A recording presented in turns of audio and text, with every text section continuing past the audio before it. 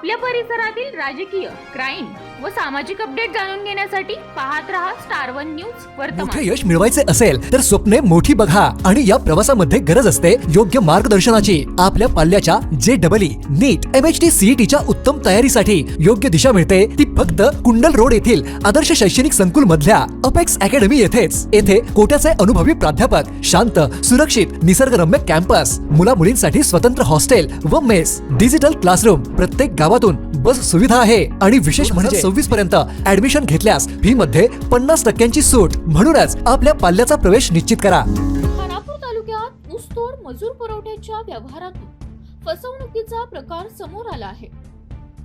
विटा पोलीस ठाण्यात या प्रकरणी गुन्हा दाखल करण्यात आला असून आरोपीवर BNS कलम 318/4 अंतर्गत कार्यवाही करण्यात आली आहे। याबाबत मिळालेली अधिक माहिती अशी की भेंडवडे गावचे शेतकरी दादासाहेब तुकाराम जाधव यांनी दिवड तालुका माण येथील धनाजी पुणाजी लोखंडे यांच्या विरोधात तक्रार दिली होती।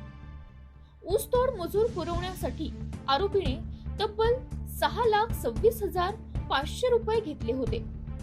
त्यापैकी काही रक्कम मजुरीतून परत करण्यात आली असली तरी उर्वरित 2,87,831 रुपये परत न करता विश्वासघाताने फसवणूक केल्याचा आरोप करण्यात आला आहे।